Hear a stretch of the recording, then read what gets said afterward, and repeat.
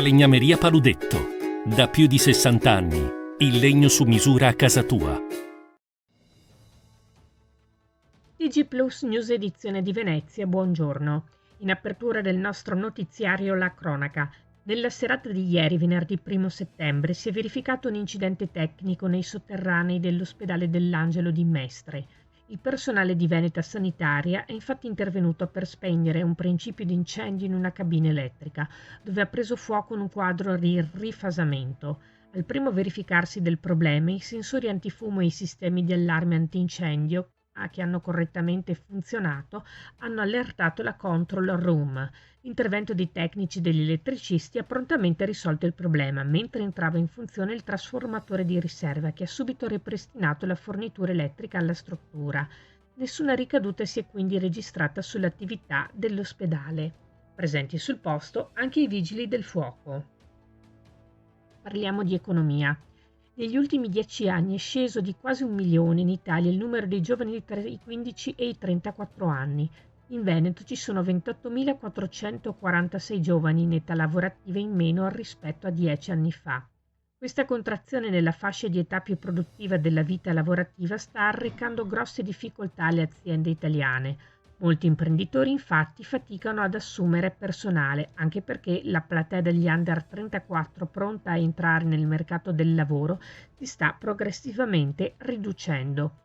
Insomma, la crisi demografica sta facendo sentire i suoi effetti e nei prossimi anni la rarefazione delle maestranze più giovani è destinata ad accentuarsi ulteriormente e rimpiazzare, per così dire, una buona parte di chi scivolerà verso la quiescenza diventerà un grosso problema per tanti imprenditori.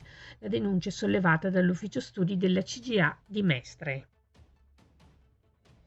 Ancora cronaca. A partire da lunedì 4 settembre le soste fino a 20 minuti nel centro di Milano saranno gratuite. La novità del bonus 20 minuti gratuiti è stata introdotta dall'amministrazione comunale per agevolare chi vuole effettuare una sosta breve nei parcheggi a pagamento. L'utilizzo degli stalli blu è infatti spesso legato a fermate che durano giusto il tempo di svolgere delle commissioni presso le attività e i servizi del centro. Il bonus consente di sostare gratuitamente per 20 minuti in tutti gli stalli blu, compresi quelli del parcheggio di via Miranese adiacente l'ospedale. È valido una sola volta al giorno.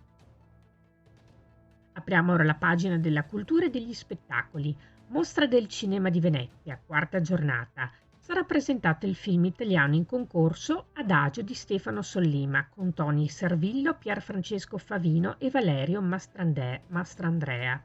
In gara anche Maestro di Bradley Cooper, anche se la regista sarà assente per rispettare lo sciopero di sceneggiatori e attori di Hollywood. Fuori concorso presente il lungometraggio The Palace di Roman Polanski, incentrato su una memorabile festa di Capodanno. Riceverà il Leone d'Oro alla carriera il noto attore di Hong Kong Tony Leung Chiu Wan. E nella giornata di ieri il sindaco di Venezia Luigi Brugnaro ha consegnato a Giorgio Armani un Leone d'Oro forgiato nelle fornaci del vetro di Murano. Questa era la nostra ultima notizia. Grazie per essere stati con noi. Arrivederci. Falegnameria Paludetto. Da più di 60 anni. Il legno su misura a casa tua.